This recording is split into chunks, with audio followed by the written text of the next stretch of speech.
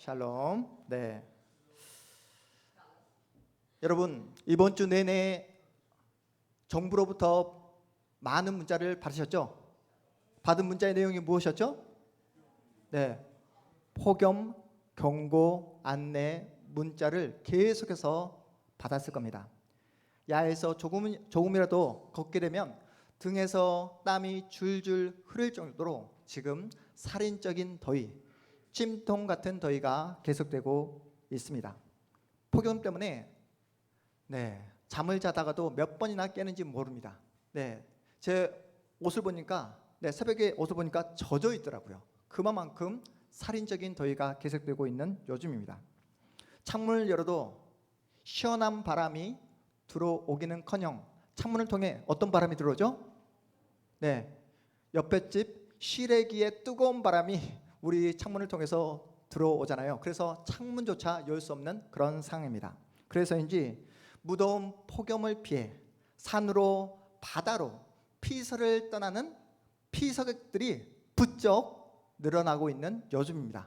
특별히 오늘 8월 첫째 주, 이 주가 여름 휴가의 어떤 시즌이죠? 픽 시즌입니다. 가장 많은 사람들이 이동하고 여행을 떠나고 피서를 떠나는 그런 기간이에요. 우리 성도님들 여름 휴가 다녀오셨습니까? 여름 휴가를 다녀오신 분도 계실 것이고, 우리 가족들 가운데 어떤 분들은 여름 휴가를 손꼽아 기다리고 있는 우리 성도님도 계실 것입니다. 중요한 사실은 여름방학을 맞이해서 지금까지 열심히 공부했던 우리 자녀들, 우리 학생들도 지금 여름을 통해서 쉼과 휴식이 필요하고, 지금까지 열심으로 땀 흘려 일했던 우리 집사님들도 여러분에게 어떤 시간이 필요하다? 쉼과 휴식이 필요한 시간인 것 같습니다. 휴가를 다른 말로 뭐라고 말하죠? 바캉스라고 말합니다. 바캉스. 바캉스는 어느 나라 말일까요? 그렇습니다. 우리 한번 볼까요? 첫 번째 화면. 휴가, 쉼이라는 이 바캉스는 프랑스 말로 뜻이 뭐라고요? 비워내는 시간. 지금까지 내 안에, 내 마음속에, 내 생각 속에 담아놓았던 그 많은 무거운 생각들을 비워내는 시간을 바캉스라고 말을 합니다. 무작정 놀고 아무 생각 없이 노는 시간이 휴가, 쉼, 바캉스가 아니라 뭐라고요? 내 안에 있는 것들을 비워내는 시간. 사실 이 바캉스라는 말은 라틴어 바카티오에서 나온 단어예요. 바카티오. 여러분, 영어로 휴가, 쉼이 뭐죠? 우리 성신이 한번 오너면 뭐라고요? 우리 다현이가 비웃고 있어요. 우리 세승아, 오노민 발음으로 가장 밑에 있는 단어, 영어 단어죠. 다 바카티오 라틴어에서 파생된 단어예요. 베케이션이라고 하죠. 베케이션. 휴가, 쉼이라는 영어 단어입니다. 여러분, 오늘 말씀을 통해 이 시간 이 자리에 앉아 있는 우리 사랑하는 우리 가족 모두가 여러분이 삶에 짓눌리고 삶의 무게 때문에 그 두 어깨 짓눌렸던 그 모든 삶의 무게가 하나님이 주신 그 놀라운 말씀의 쉼, 휴식을 통해 그 무거움이 해소되어지고 해결되어지고 예수님의 사랑으로 채워지는 놀라운 역사를 맛보시기를 주님의 이름으로 축복합니다. 여러분, 우리가 성령의 9가지 열매에 대해서 지금 계속해서 하나하나 열매에 대해 살펴보고 있는데요. 첫 번째 시간 우리는 사랑의 열매에 대해서 살펴보았고, 두 번째 시간 기쁨, 희락의 열매에 대해서 살펴보았습니다. 오늘은 세 번째 어떤 열매? 화평, 평화의 열매에 대해서 함께 말씀을 나누고자 합니다. 마태복음 5장을 가리켜서 우리는 어떤 말씀을 하고 하죠? 마태복음 5장? 그 마태복음 5장에 8복, 8가지 복에 대해서 예수께서 말씀하신 내용이 마태복음 5장에 나오게 됩니다. 특별히 마태복음 5장 9절 말씀 한번 볼까요? 마태복음 5장 9절 말씀 우리 함께 읽어보도록 하겠습니다. 시작. 합평하게 하는 자는 복이 있나니 그들이 하나님의 아들이라 일컬음을 받을 것이며, 이렇게 예수께서 말씀하고 계십니다. 이 마태복음 5장 9절 말씀을 여러분이 알고 있는 유진 피터슨 목사님이 쓴 메시지 성경에는 이렇게 표현하고 있습니다. 경쟁하거나 다투는 대신에 협력하는 모습을 보여주는 너희는 복이 있다. 그때 너희는 진정 자신이 누구이며 하나님의 집에서 자신의 자리가 어디인지 알게 된다. 무슨 말입니까? 여러분이 누구라고요? 하나님의 자녀라고요. 하나님의 자녀이기 때문에 어떤 누군가와 경쟁하거나 시기하거나 다투거나 미워하지 않고 협력하고 섬김으로 하나님의 합평의 열매를 맺는 것이 너무나 마땅하다. 너희는 하나님의 자녀이기 때문에 너희의 삶 속에 평화의 열매를 맺는 것이 너무나 마땅하다라는 그런 말씀입니다. 그런데 문제가 무엇이죠? 예수를 믿는 신자임에도 불구하고 우리는 치열하게 하루하루 경쟁하며 살아가고 있습니다. 다투지 말아야 되는데 누군가를 시기하고 질투할 때가 있다는 거예요. 여러분, 경쟁하는 이유가 무엇입니까? 여러분, 왜 경쟁하죠? 왜 경쟁하죠? 네? 뭐라고요? 무언가를 얻기 위해서, 다시 말해서 경쟁하는 이유는 뭔가 상대방과 경쟁을 해서 더 많은 것을 얻기 위해서, 마음 가운데 무엇이 있기 때문에? 불안감이 있기 때문에 경쟁을 한다는 거예요. 여러분이 시기하고 질투하는 이유가 무엇입니까? 내가 가진 것보다 옆에 있는 상대가 가진 것이 더 좋아 보이기 때문에 시기하고 질투하잖아요. 다시 말해서 여러분이 지금 현재 여러분의 내면에, 여러분의 마음속에, 여러분의 영혼에 가지고 있는 것이 무엇인지 진정 모르기 때문에 시기하고 질투한다는 사실입니다. 계속되는 경쟁으로 몸과 마음이 지쳐 있어요. 거기다가 이렇게 살인적인 더위 때문에 우리들의 몸과 마음은 모두 다 지쳐 있습니다. 직장에서는 과도한 업무로, 집안에서는 집안일과 자녀 양육으로, 우리 자녀들은 공부와, 또한 우리 청년들은 불확실한 미래에 대한 걱정과 염려로 지쳐 있습니다. 우리 모두는 그래서 피곤합니다. 독일 베를린 대학 교수인 한병철 교수가 쓴 책이 하나 있는데요. 네, 예전에 쓴 책인데 책 한번 보여줄까요? 이런 책입니다. 제목이 뭘까요? 피로사회. 네, 피로사회입니다. 이 한병철 교수가 오늘날 우리가 살아가는 시대를 진단하는데 어떤 사회다? 피곤한 사회다. 피로사회라고 진단합니다. 우리 사회에 우울증 환자가 급증하는 이유 중에 하나가 성과 중심의 사회 문화 때문이라고 이렇게 지적하더라고요.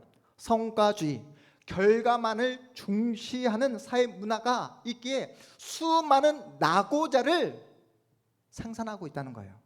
눈에 보이는 성과, 결과물을 만들어내기에 오늘날 현대인들은 자기를 착취하고 있다고 그렇게 말합니다. 여러분, 이해가 되십니까? 사장님이 나를 착취하는 것이 아니라 나보다 더 높은 지위에 있는 그 사람이 나를 못 살게 하는 것이 아니라 누가 나를 착취한다고요? 내가 내 자신을 착취하는 그런 사회가 되고 말았다라고 이야기합니다. 여러분, 말이 됩니까?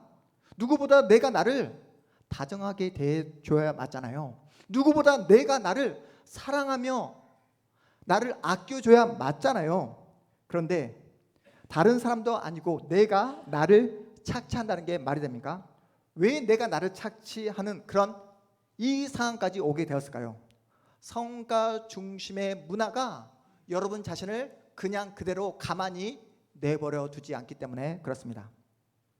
퇴근 시간이 훌쩍 지났음에도 불구하고, 누가 시키지 않았음에도 불구하고 야근을 밥 먹듯 하잖아요. 성과를 극대화하기 위해 사람들은 잠을 줄여 가면서까지 일을 합니다. 주말에도 편하게 쉼을 누리지 못하고 있어요. 뭐 때문에? 회사 일 때문에. 성과를 내기 위해서 우리 주일학교 학생들 지금 여름방학이 되었어요. 그럼에도 불구하고 공부를 하지 않았음에도 불구하고 마음 가운데 불안과 근심과 염려가 있잖아요. 공부해야 되는데 하면서 공부하지 않아요. 마음 가운데 그런 염려와 걱정이 끊이지 않습니다. 언제 올 줄 모르는 내일의 성공을 위해 오늘을 희생하고 오늘의 기쁨을 포기하며 살아가는 오늘날 우리의 시대입니다. 한병철 교수는 이러한 현대인들을 가리켜 자기 착취의 굴레 속으로 걸어 들어가는 사람들이라고 표현합니다. 자기 착취의 굴레 속으로 스스로 들어가는 사람들. 다른 이가 나를 착취하는 것이 아니라 내가 나를 착취한다는 거예요. 성공을 향해 달려가는 현대인들은 그래서 엄청난 피로를 호소하고 있습니다. 그래서 여러분 입술에서 가장 많이 내뱉는 단어가 무슨 말이죠? 피곤하다. 피곤해. 인생은 피곤하다고 그렇게 계속해서 내뱉고 있습니다. 한병철 교수는 이러한 사회 현상이 왜 나타나냐면 나는 할 수 있어. 나는 잘할 수 있어 라고 자기 긍정, 자기를 향한 무한 긍정이 사람들을 너무나 피곤하게 만든다는 거예요. 근거 없는 자기 긍정이 또한 사회로부터 넌 잘해낼 수 있어 라는 이 긍정이 사람들을 너무나 피곤하게 만든다고 그렇게 이야기합니다. 파김치가 되어서 집에 돌아오면 만사가 귀찮잖아요. 귀찮게 되면 가족 간의 대화도 사라지게 됩니다. 너무나 피곤하기 때문에. 그런데 집에 들어와서 만사가 귀찮고 파김치가 되었음에도 불구하고 대화가 단절되었음에도 불구하고 어떤 거 하나는 손에서 끝까지 놓지 않잖아요. 뭐죠? 핸드폰입니다. 핸드폰. 핸드폰은 절대로 놓지 않아요. 계속해서 카톡을 확인하고 네이버 뉴스 확인하고 그리고 유튜브 확인하고 그리고 인스타 확인하고 페이스북 확인하면서 그렇게 시간을 보내게 됩니다. 제대로 쉬지를 못해요. 그렇게 피곤하게 살아가다가 여러분이 언제 가장 편한 휴식을 취합니까? 우리 집사님들 가운데 불면증을 호소하는 우리 집사님이 계시거든요. 불면증을 호소하는 집사님이 계시는데 오늘은 깨어있는데 평소 같으면 항상 주일날 예배 시간이 되면 언제든지 편안하게 주무시는 분이 계셨어요. 누구라고 말씀을 안 드리겠습니다. 여러분 그렇다면 여러분은 언제 가장 편하고 그리고 가장 안락한 쉼과 휴식을 누리고 계십니까? 더위와 또한 이 모든 고통을 잊기 위해서 산으로 바다로 피서를 떠나게 되면 우리가 진정한 휴식, 충전을 누릴 수 있을까요? 여러분 어떻게 생각하십니까? 진정한 바캉스를 누릴 수 있을까요? 여러분이 경험해서 아는 것처럼 집 떠나면 뭐가 시작되죠? 고생이 시작됩니다. 유명한 그 유원지를 가게 되면 여러분만 있는 것이 아니라 수많은 인파가 몰려들잖아요. 거기다가 엄청나게 비싼 음식값. 그래서 휴식을 취하러 갔다가 어떻게 됩니까? 마음도 상하고 몸도 상해서 돌아올 때가 얼마나 많냐고요. 그렇다면 우리는 하나님을 믿는다 말하면서 왜 이토록 피곤하게 살아가고 있는 것일까요? 예수님을 내 인생의 유일한 구원자로 모시고 살아가는데 왜 우리는 참된 안식과 쉼을 지금도 누리지 못하고 있는 것일까요? 생각해 보셨습니까? 솔직하게 여러분 마음 가운데 평화, 화평을 주는 것이 무엇이죠? 세승아? 우리 세승에게 평화, 화평을 주는 게 무엇이죠? 어떤 게 마음에 쉼을 주죠? 이것만 주어지면 내 마음 가운데 쉼, 내 마음 가운데 휴식이 찾아오는 것 같다.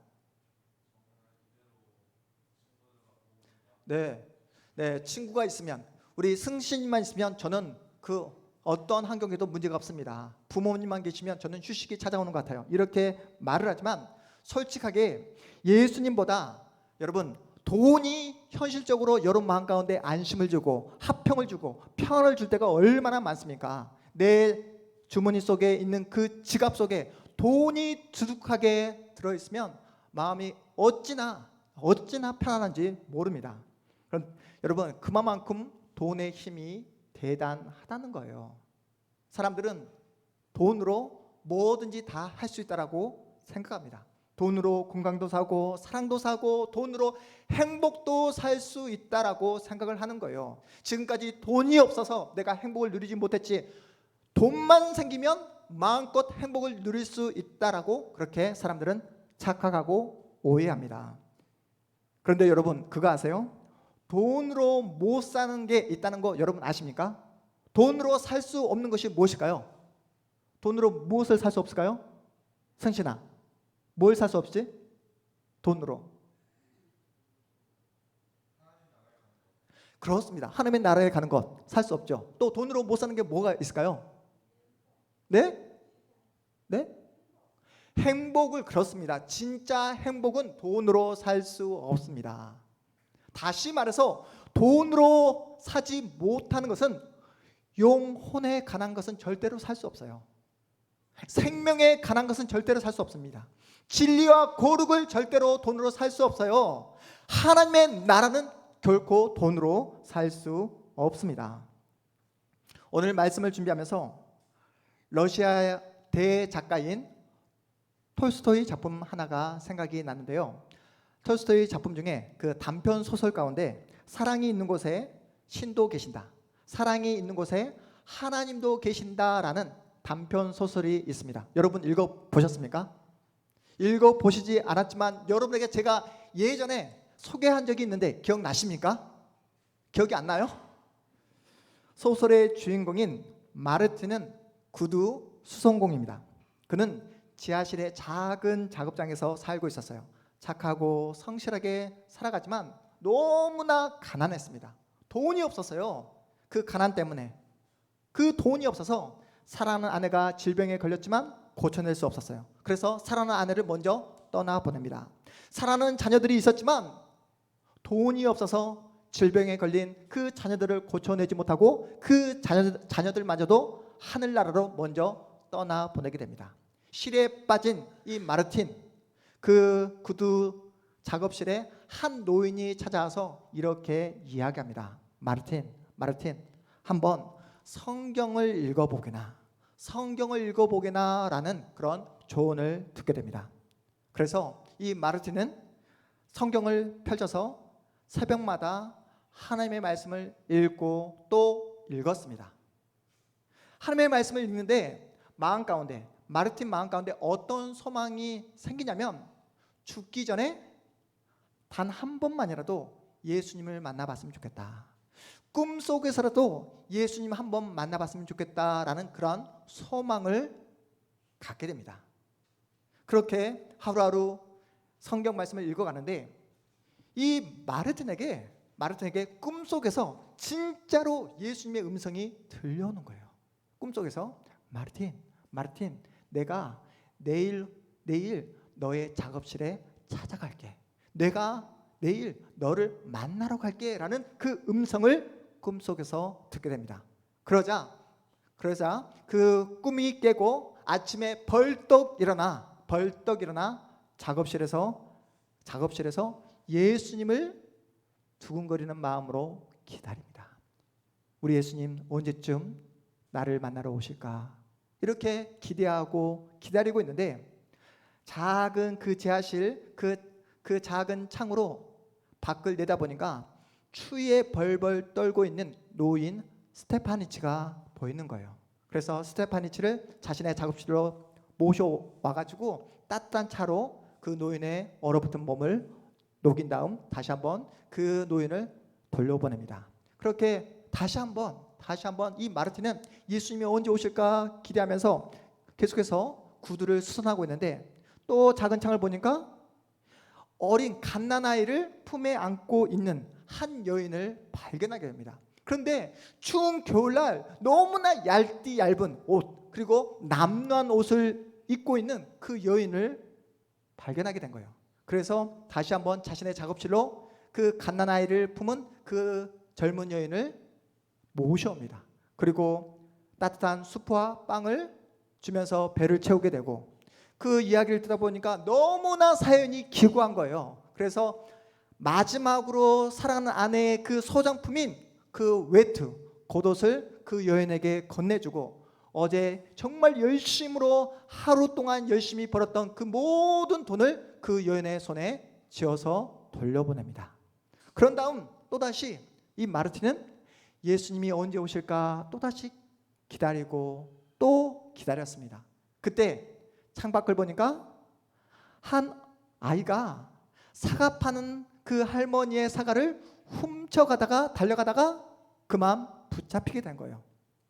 이 할머니는 이 어린아이를 붙잡고 경찰서로 가자고 하면서 얼굴을 부락부락하면서 욕을 하면서 끌고 가는 그 모습을 발견하게 됩니다. 그때 이 마르티는 밖으로 나가서 그 사과값을 대신 지불해주고 이 어린아이를 한 번 용서해달라고, 한 번 더 기회를 달라고 그렇게 요청합니다. 할머니는 이 어린아이를 용서해주고 또한 이 어린아이는 그 하나님께 그 할머니에게 용서를 빌면서 그 관계가 회복되어서 두 사람이 웃으면서 길을 떠나는 모습을 발견하게 됩니다. 그렇게 하루를 지내고 그렇게 기다렸던 예수님을 기다려도 오시지 않는 거예요. 그래서 실망한 나머지 이제 입을 덮고 이 마르틴이 잠을 자게 됩니다. 그때 꿈에서 예수님이 나타나신 거예요. 마르틴, 오늘 네가 나를 많이 몹시도 기다렸지?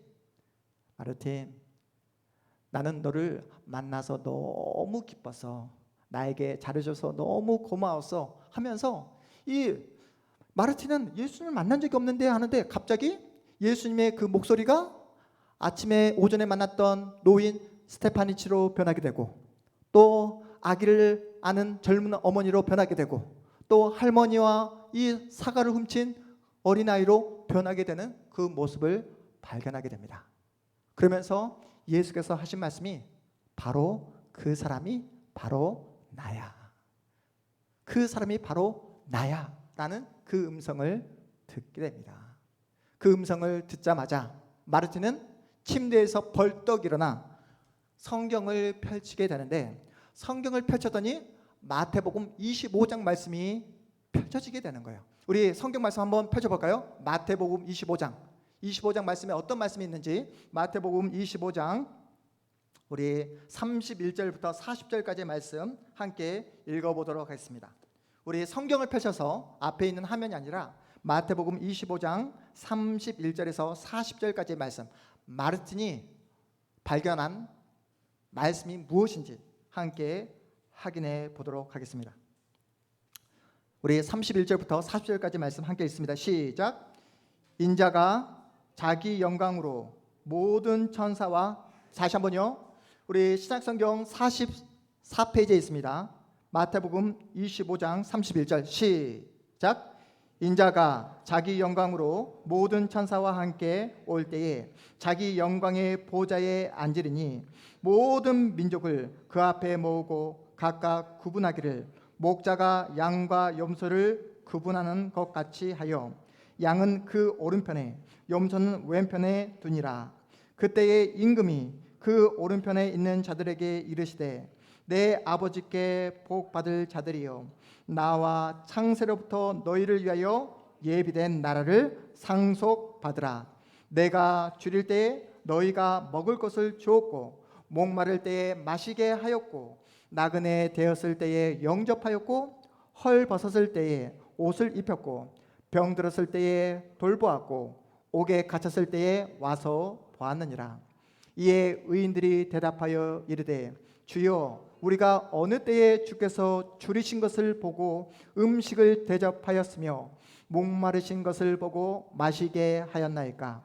어느 때에 나그네 되신 것을 보고 영접하였으며 헐벗은 것을 보고 옷 입혔나이까?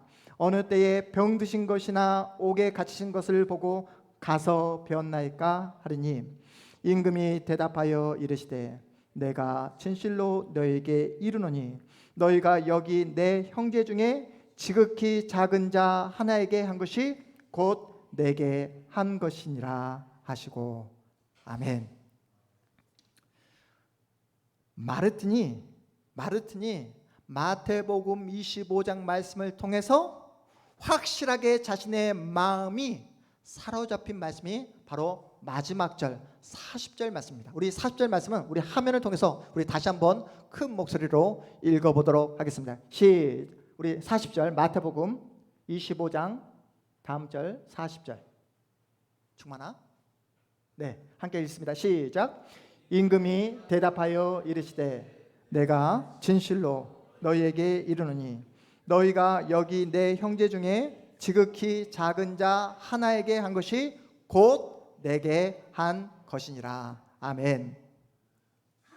여러분, 우리가 살아가는 사회를 한번 보십시오.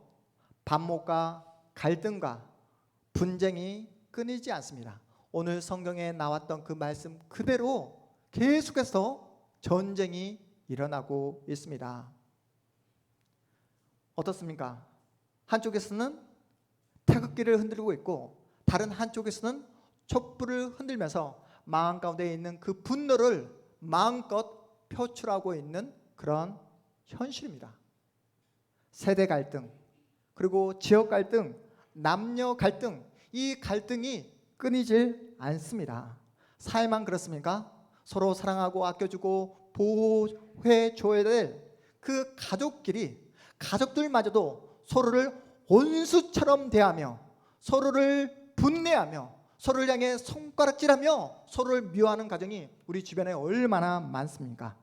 그 미움과 증오의 그 근저 뿌리에는 어떤 마음이 있냐면 나는 너와 달라. 어떤 마음이 있다고요? 나는 너와 달라. 나는 너라는 종자와 달라. 이러한 잘못된 우월감에 사로잡혀 살아가는 분들이 우리 주변에 얼마나 많은지 몰라요. 그래서 분란과 분쟁과 싸움과 전쟁이 끊이질 않습니다.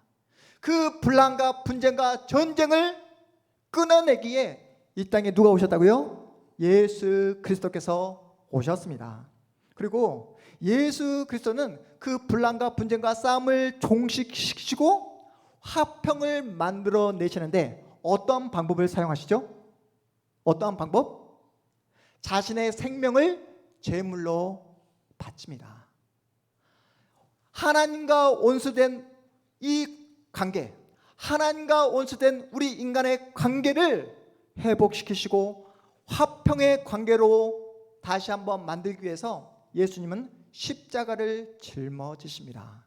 우리에게 너희들 삶을 바꾸라고, 너희들 행동을 바꾸라고 강요하지 않으셨어요. 말없이 십자가를 지십니다. 스스로 하늘의 미랄이 되어 썩어지는 자리로 나아가셨습니다. 그 예수님께서 우리에게 화평을 주시고 하나님과 우리의 관계를 회복시켜 주신 우리 예수께서 이 자리에 앉아있는 우리에게 하나의 사명을 주셨습니다. 그 사명이 뭐라고요? 바로 분란과 분쟁과 싸움이 있는 그 세상에 가서 그 관계를 화목하게 하는 직분, 화평하게 만드는 그 직분, 피스메이커가 되라고 말씀하고 계십니다. 가장 먼저 오늘 말씀을 준비하면서 제가 여러분에게 드리고 싶고 또 성경이 여러분에게 말씀하시는 내용이 뭐냐면 가장 먼저 화목해야 될 대상이 누굴까요? 가족이요? 여러분, 가장 먼저 싸움을 종식시켜야 될 대상이 누굴까요? 가장 먼저 갈등을 멈춰야 될 대상이 누굴까요? 형제요?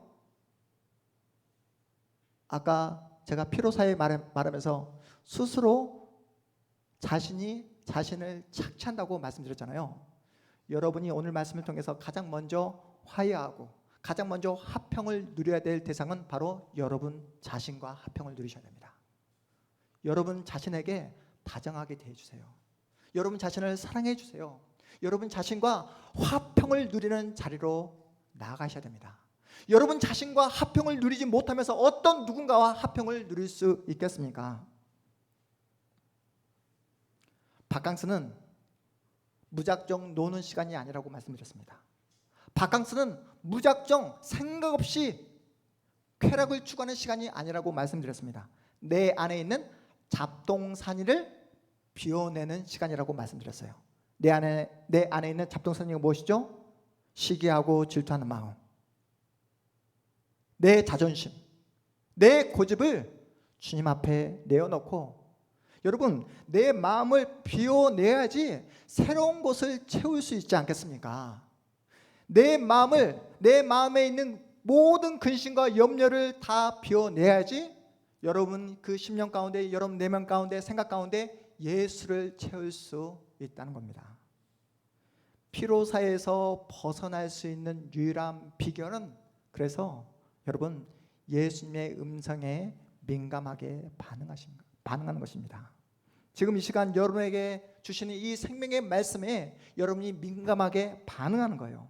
세상을 향한 그 모든 욕심과 욕망을 주님 앞에 내려놓고 여러분의 그 마음을 무엇으로? 예수로 채우셔야 됩니다. 여러분, 세상은 여러분에게 돈을 줄 수 있습니다. 세상은 여러분에게 아파트를 줄 수 있어요. 멋진 자동차를 줄 수 있습니다.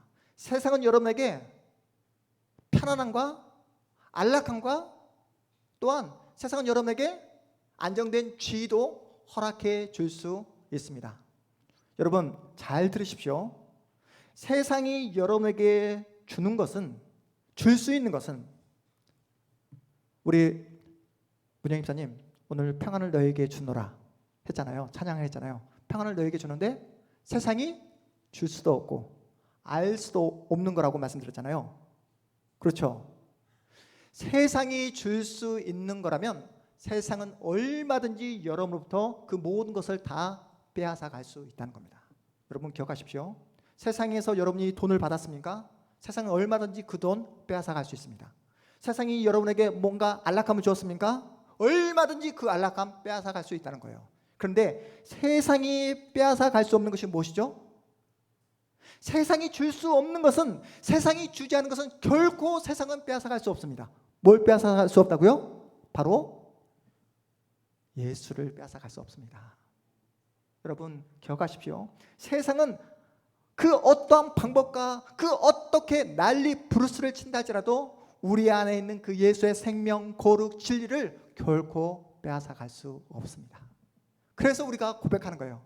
세상이 줄 수도 없고 알 수도 없는 그 평안을 너에게 주노라.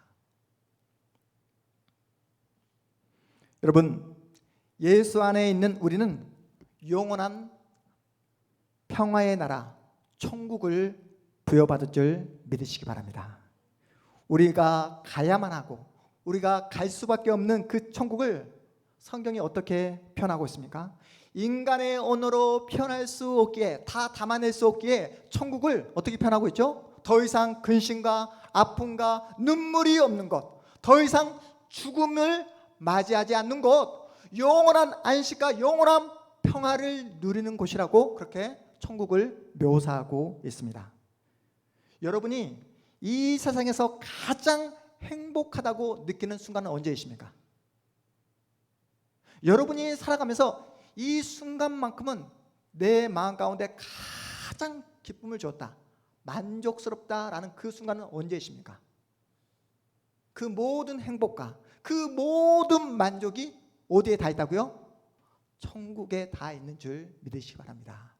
그리고 그것을 단 잠시 잠깐 일시적으로만 경험하는 것이 아니라 영원히 누구 안에서? 예수 안에서 영원토록 누리는 것이 바로 우리가 가야만 하고 갈 수밖에 없는 천국입니다.